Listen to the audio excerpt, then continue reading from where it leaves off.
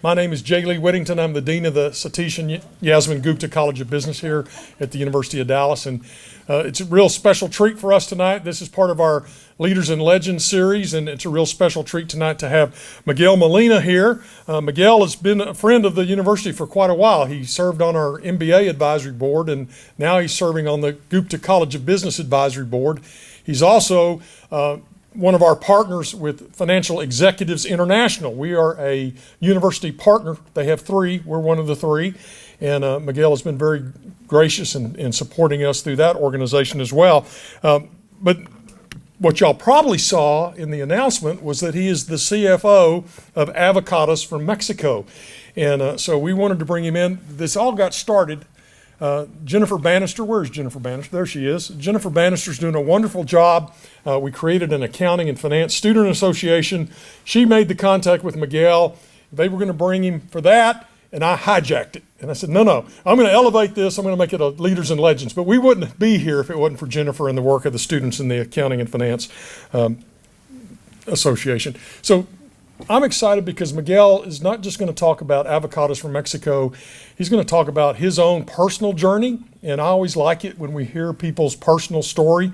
And so I think we're just in for a real treat tonight. And on your chairs, you have index cards. And at the end of Miguel's presentation, he and I will transition up here, and we'll get the chairs on the stage. He and I will transition up here, and we'll have a Q&A. And I've got some questions.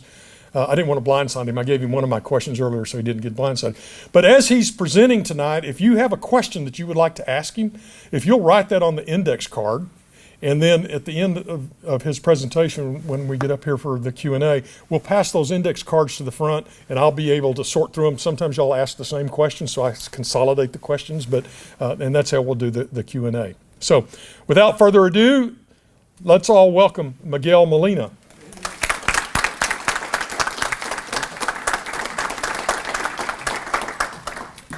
All right, well, good evening. Thank you, everybody, for being here. It's been raining, and also happy Lunar Year. So today we celebrate Lunar Year. We did that at Avocados from Mexico, too. And I have everybody put the ticket for a raffle. So we have an opportunity for you to win two gifts from Avocados from Mexico. So thank you, everybody. So today, we're going to be talking first, I will call it in two chapters. So the first one is a little bit about my personal journey, and then talk about, of course, Avocados from Mexico. And I would like to start always by saying that I'm an immigrant. So I'm from Mexico, and that's important because that's part of my life. And everything started, I would like to move here with a dream that I had when I was in college. It happened that this is me with one of my friends in Querétaro, Mexico. He invited me on the last year, in my college year, to go and spend Lent with his family. And I remember during dinner, he started talking about his plans. And he said that he wanted to be the mayor of his city, and then be the governor of the state. And he wanted also, by the way, go and pursue his master's degree at the University of Michigan. And until that day, really for me, it was a revelation. Like, wait a minute, same age, very good at school. How come he can dream so big, right? And that day, I decided to make a change. Until that day, my goal was to go back and work for my father. He had a hardware store. So I'll come back to the end of that story in a moment. Because I would like to say that if you see at the bottom right there, that's my home state, which is Chiapas. Let me see if there is a pointer here. I don't know if there is a pointer. Maybe yes, maybe no. So here's Villahermosa and Tuxtla Gutierrez. That's my hometown. That's where I'm from. But that's not really the beginning of my story, because I'm the son of Hector and Carmen. Hector, he was a businessman, an entrepreneur, and he was always a first adopter. So he had the first color TV in my hometown. He had the first fax in my town as well. I remember waiting for the fax coming out. But he was always a great businessman. My mother, she was a wise person. Even though my father didn't finish high school, he was able to make means for the family. And my mother, actually, he was not able to finish elementary school. The main reason, because he couldn't afford it. So he decided to go and work. But she was a very wise woman. I remember that I was telling Dr. Lee, people will always be in my house, meeting with my mom and listening for her counsel. And she was very, very wise. And I will share my story at the end about that. That's me to the right, always old at heart. And I'm the youngest of 4, and that's my 3 siblings, and that's my dad, by the way. Even in a tropical area, Santa Claus exists. So that's me when I was very young. And going back to that day that changed my life. So I remember going down that night and said, wait a minute, this is amazing. How come we're the same, and what can I do differently? And I set up 3 lofty goals at that moment. That was the biggest goals that I could imagine at that moment. I said, first, I want to improve my English. I said, I need to do better with my English. As a second, I always wanted to represent Mexico in the world, my heritage. And I said, I want to work for an international company, and maybe in the US. And the third one, I said, I want to pursue my master's degree. That was the best. I could probably dream many things, but that was the best I could think of. And when I told my dad that I was not going to back and help him, he was heartbroken but very supportive. Now, I graduated in Monterrey, which is north of Mexico, and my undergrad is in accounting. And you will see that my graduation picture is missing. And that is because I missed my graduation picture. I stayed late last night, and I remember my girlfriend, now my wife, called me in the morning and said, hey, everybody's taking the picture, where are you? I said, oh my gosh, I forgot about it. So I missed my picture, right?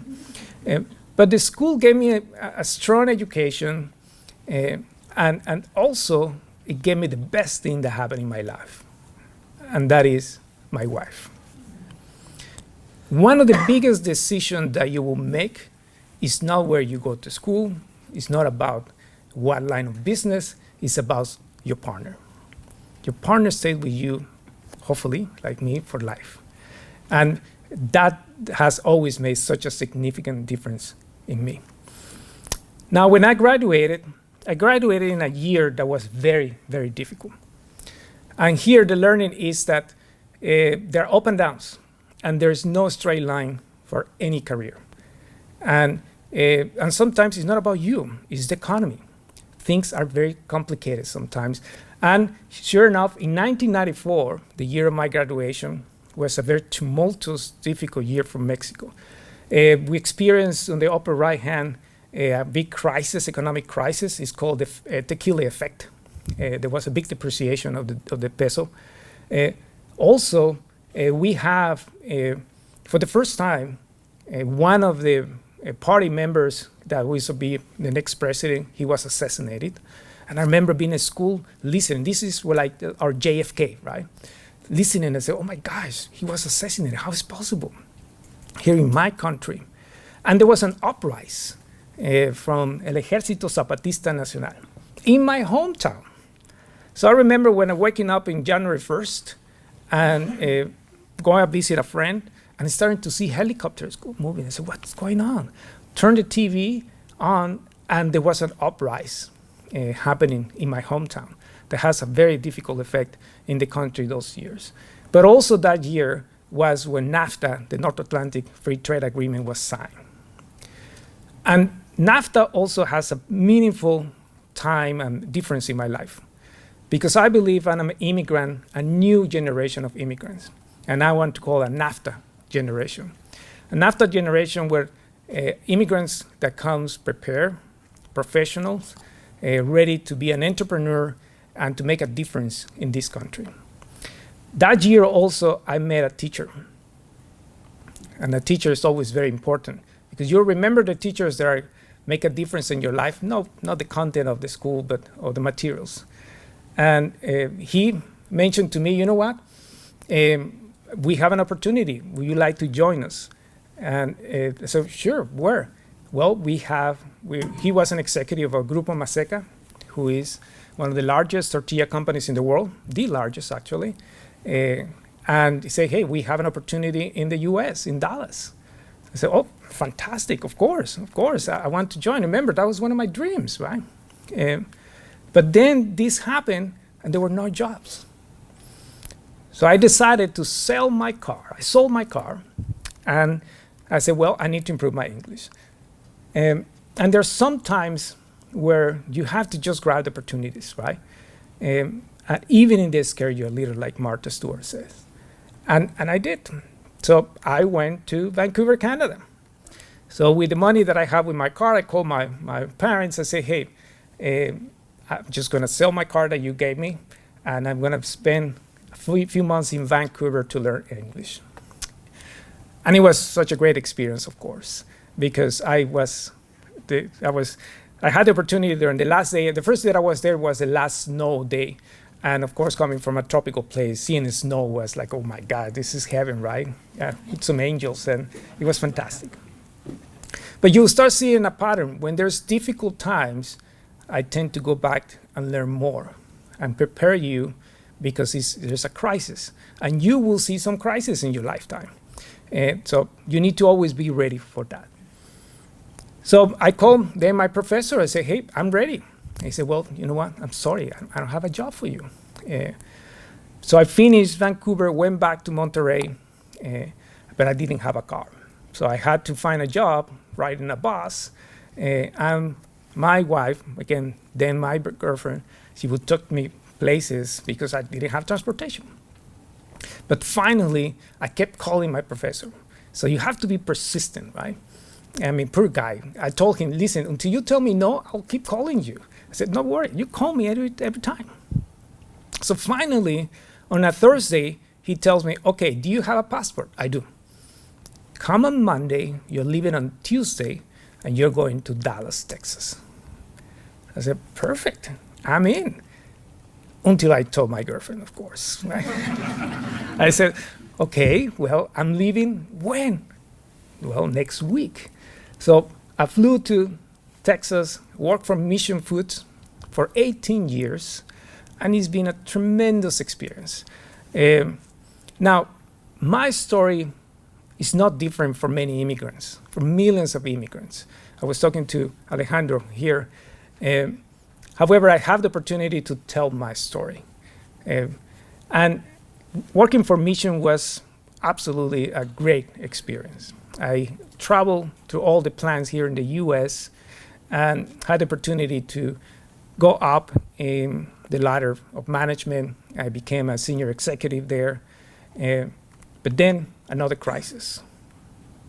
2008, where companies were closing and we were no different. And that's when I realized, wait a minute, I need to get prepared. So I decided to fulfill my third and last wish. So I went back and pursued my MBA. And this time, I was make sure I was for the picture. So I did my MBA at SMU in 2011. That was my graduation. And I was, so again, what a great experience, right? So you will face many crises, and you need to be ready for that and take the opportunity on those crises. Now, then there was a major change in management, where I found myself looking for a job for the first time after so many years, right? 18 years there. And I realized that I had zero network outside Mission Foods. I knew everybody at Mission, from manufacturing, sales, distribution, senior management, accounting, everybody. And that's a big learning for me that I would like to share with you. You always need to keep networking, because the network is what is going to create your next opportunity.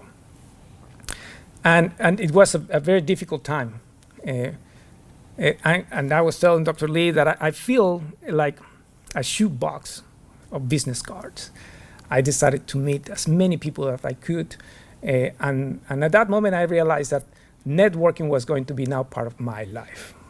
And that's a lot of what I do now, help others and continue networking. But sometimes also, life changes and put you in a direction that, you know what? That's why things happen, right? The best things that will ever happen to us. Why? Because that gave me the opportunity to work for Avocados from Mexico. And the VP of marketing for Mission Foods became the president of Avocados from Mexico. And he asked me to join the company, and I was employee number 3. We're 40 now. And that was a great opportunity, right? To see Avocados from Mexico from the beginning until where we are now. Now, the presentation that I'm going to give you is a presentation that our president gave. I'm just taking some of his slides and his learning. And I'm going to tell you who is Avocados from Mexico. And I have a promise for you today that you will never see avocados the same way after this. So, on the marketing side, there's always this opportunity where you want to mix first, have a utility, something that you can use, but also you want to create this passion, right? You want to create this meaning on these brands. And all these brands, there's a lot of that you see out there, right? Whether you bring a personality, whether you have a nice package, whether we have new colors, that's what marketing is, right? But we have some challenges. Avocados from Mexico has had some challenges because it's a fruit. There's only one product, right? And some of that, first, is perishable, so it doesn't last forever. The second is that we only have one UPC, one product, so we cannot even see sales in that way. Also, there's no packaging. I mean, think about when you go to the supermarket, there's always a nice package, right? So there's no packaging for an avocado. Not to mention that a lot of supermarkets, they like a clean store. They don't want to see, especially in the produce aisle, a lot of packaging or marketing material. So we have to come out with a marketing vision. And that marketing vision is also has to do that, again, in a brandless mindset. And that was such a challenge that the marketing team had to do. And the biggest one also is that people confuse the brand with the origin because our brand is Avocados from Mexico. So think that they were telling them, well, this from Mexico was supposed to be a brand. And even with that, our marketing team has been able to achieve tremendous goals. So we were in 2020 considered the best company, among the 100 best companies for innovators in the world. 2021, Fast Company gave us among the 50 most innovative companies in the world. And also during a Super Bowl ad on the digital side, we were able to compete with them and win over brands such as TikTok and Impossible. So amazing results. So how's that they did this possible? So the first is that when in 2010, 2013, the brand was open, the market in Avocados from Mexico, we had a 60% share, however, only 20% consumer preference. So yes, we already have a huge market share, but very few recognize Avocados from Mexico as a preferred brand. And our marketing team took that, but also is the story, right? How is that we are from? Who is Avocados from Mexico? So we are a non-for-profit marketing organization that we don't sell, we don't distribute avocados. So what we do, we represent the growers in Mexico, which is APAM, and the importers and packers here in the US. The growers in Mexico is about 35,000 growers in Mexico that we represent. And about 2,500 importers and packers here in the US. But also we're part of the USDA program that is called a checkoff program. So there is a law enacted by Congress that is called the Has Avocado Act, where for every pound of avocado that comes to the US or grown in the US, the government will assess 2.5 cents. And 85% of that comes to Mahia in the upper right, and that's how it's part of our funding, right? So imagine that all we are is really a marketing agency for the importers and from Mexico, the growers. And that's how they created Avocados from Mexico. And that's who we are, right? We're a marketing group. Again, people think that we have avocados at the office. We don't, because all we do is marketing, right? Now, the story goes, just going back for a moment, that before there were two separate organizations. The importers here in the US, they were promoting mainly flavor. And the growers in Mexico, they were promoting origin. So they're having two separate messages. So finally they got together and say, hey, listen, why don't we combine dollars and we create our own marketing agency that's provide one single message to the consumer. And again, and that's how we've been created. And that's who Avocados from Mexico is. We have two main missions at Avocados from Mexico. So the first one is we want to build brand equity. We want you as a consumer to recognize Avocados from Mexico as a brand. Second, we want to celebrate demand. So we want to create a demand so you to consume more avocados here in the US. So on one hand, we have equity that we create value, and value is important, and that has to do with pricing. Why? Because you are willing to pay more for Nike than Skechers, right? Because the perceived value that Nike is giving you a better value. So the same, we want you to perceive that Avocados from Mexico give you values. And then we have, of course, we want to create more demand. We want to continue growing. So the marketing team look at three different groups. First is what is the target? And our president always said, all agencies were telling him, you need to target millennials. And he said, no. He decided 11 years ago, to target Gen X and baby boomers. Main reason is because millennials grew up with avocados. However, we needed to really train or show more education to millennials and Gen X to consume avocados. So that's what his main target. On the Hispanic side, also we decided to target biculturists. So biculturists are very interesting. I believe the most difficult market to target is bicultural Hispanics, and that's my kids. Why? Because they watch Telemundo in the morning and ESPN, because they're living both worlds, but they're none. So targeting bicultures is very difficult. But that was the market that we wanted to go. Also, the message is that we want to be more generic. So we wanted to talk more avocados in general. You will see some of the promotions, even though it's going to benefit other origins, including California, including Colombia, Chile, Peru, etc. And then decide the channels. So we concentrated just on the core uses, right? That will be what we call handhelds, hamburgers, tacos, salads, and we decided to be different just to be specific with big moments. So these big moments will be when you're sitting in front of a game, or we are celebrating Cinco de Mayo, or these big events. Then we needed to decide who is going to be the personality. What is a personality of Mexico, Avocados from Mexico? And our marketing team came out with the idea of Mexicanity.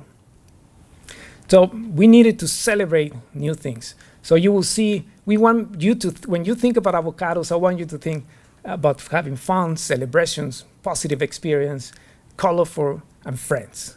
And that's everything that you see here is that you reflected in our marketing. Now, first is building the brand, right?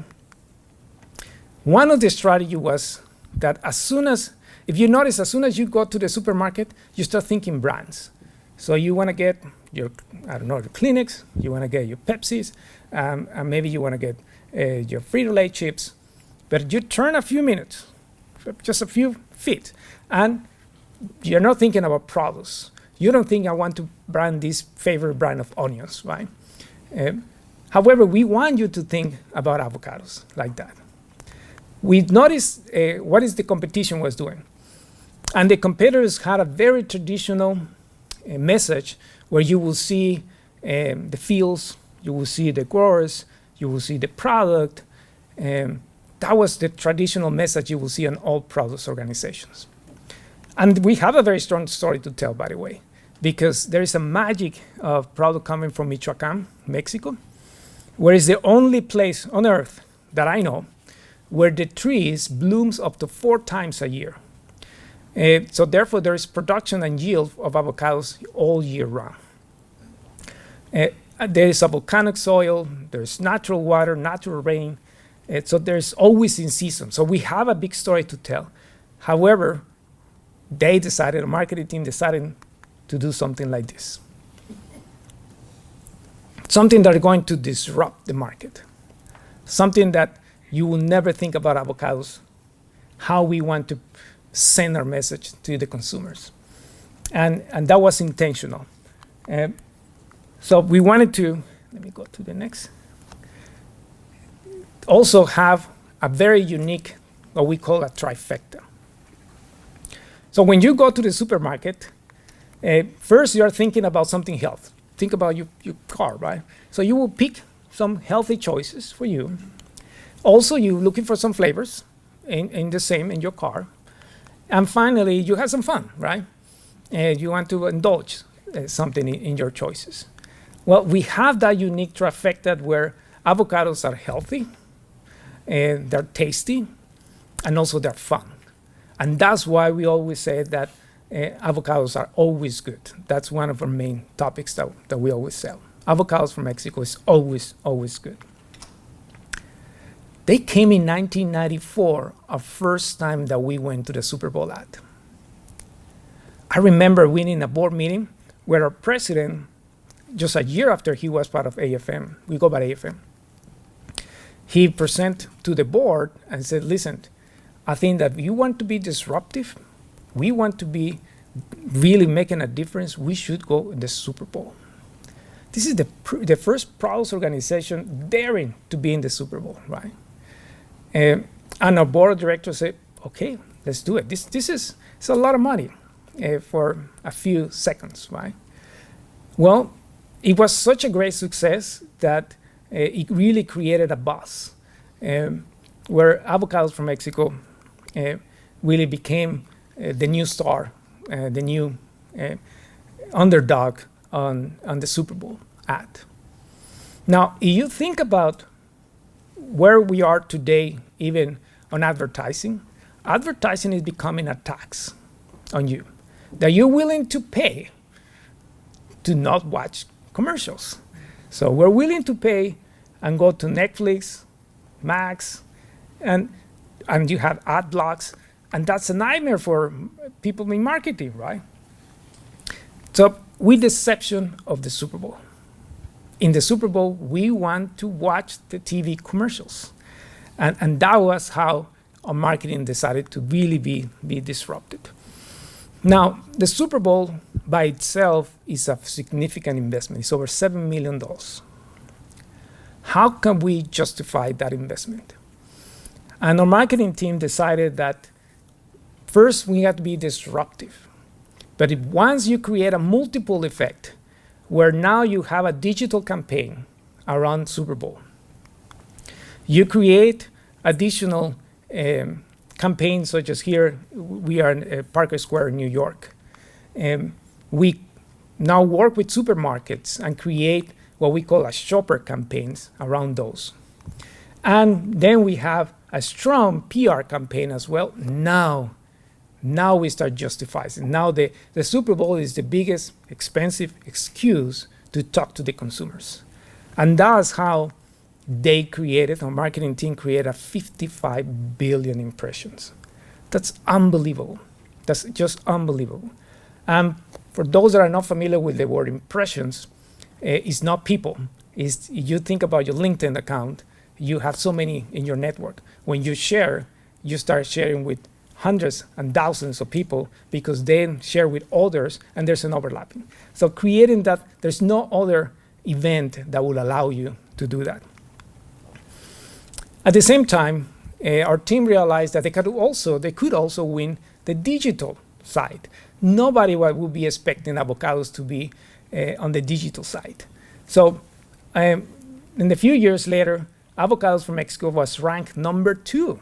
Now look at the big names, right, that you have there. You've seen the commercials. So we were having more notice, being noticed above Nissan, Toyota, etc. So that was unbelievable. So in 2018, they decided to create a whole digital campaign and win on the digital side. And that's exactly what they did. And they were higher than, again, these huge international and large brands for a mighty avocado. Again, nobody was expecting, look at the digital side, talk about avocados and how people were happy to talk about it, right? And by now, one of our models is to be the most innovative produce organization in the world. Now, it's about combining, again, a love story and the effect of multiplication and technology. And that's how our marketing team has been able to achieve what they have done. Not to mention, I don't know if there is sound. Avocados from Mexico. Everybody recognized that. That's one of the biggest assets that we have, right? And I remember when I started with AFM, we didn't have the rights, by the way. And we have to get the proper copyrights. But our jingle is unbelievable. I mean, I meet people that say, oh, yes, avocados from Mexico. I say, yes, that's us. Now, what about building a brand? So we talk about brand equity. The second one was about demand, right? Volume. So the first thing that our president did is bring a consumer packaged good mentality into the produce aisle that nobody had before. And having that CPG mentality makes a huge difference, even in the people that he hires, right? So we hire not people in the produce, but people from PepsiCo, people that is coming from Dr. Pepper. That is the background that our team is looking for on the marketing side. Initially, we partner with a lot of big brands. Now we are strong enough that we don't need to partner with them, but we created promotional activities with very large brands to bring awareness. And that's what you see now. You see a lot of coupons, you see a lot of promotional activities for us that is targeting consumers. If you probably seen in the supermarket aisle in the produce, we have a lot of disruptive materials on displays at the supermarket. Now, by now, we have become a Super Bowl staple. We have quadrupled our aid awareness. We have improved our value. So even though prices continues to go up, volume continues to go up as well. We have tripled our brand preference. And talking about demand, we have grown over 120% in volume. We have more than double our volume from where we started in 2013 to where we are today. And there are some additional stats of how the story of avocados from Mexico has been really incredible what our team has done. Interesting that 8 of every 10 avocados consumed in the US come from Mexico. So we have the largest share. And today, the US is the #1 country for avocados consumption in the world, even bigger than Mexico. So that's incredible achievement, right? Now, there's more than that story because there's a lot of people behind this. So something that is very meaningful to me, and we're talking about meaning in what we do with Dr. Lee, is that every time we close our books, and every time we do campaigns, I know that we're making a difference in over 35,000 growers, families that live out of this product. And through the whole supply chain is creating jobs and contributing to the GDP of Mexico and the US. So we do have an economic impact as well in the country. But more important is because we have very, very talented people. We are only 40 employees. I like to say that we're small but mighty. And without this talent, it's just not possible. So at the end, it's about people and how they were able to channel all this talent towards avocados. So I would like to share a manifest. I am Avocados from Mexico. and I am always good. I am a freshly made bowl of guacamole that others orbit around at a party. I am a slice of added goodness. I am that topping that turns it up a notch. I am extra, but always worth it. I am avocados from Mexico, and I am always good. I don't just follow the fun, I take it up a level. I am down for brunch, up for late night snacks, in for movie night, or out on the town. I am smooth, silky, and can always spark a good time all year round. And oh yeah, I've got super good fats and nutrients. I am avocados from Mexico, and I am always good. I am not just a fruit that grows on trees.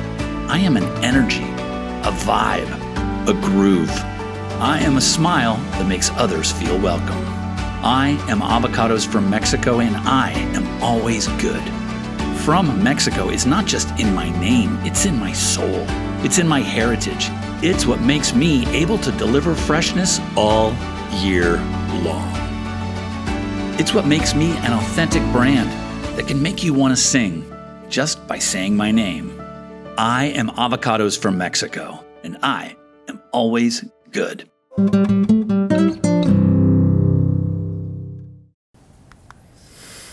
So with that, I would like to close with a final story. And that is how the responsibility that we have to be good ambassadors. So I remember when I was going to college to Monterrey, sitting with my mom in the kitchen. And I finally told her, you know what, I decided to go to Monterrey. She looked at me in the eye and said, okay, son, that's fine. But I want you to remember that you will be an ambassador of our family values. You now will become an ambassador to your state because you're going to a different state.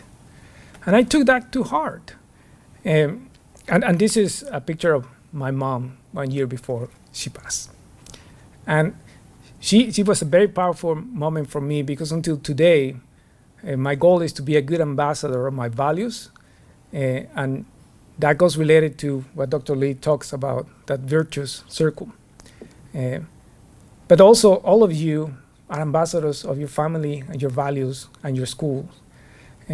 So I want you to remember that, to go out and be just good ambassadors.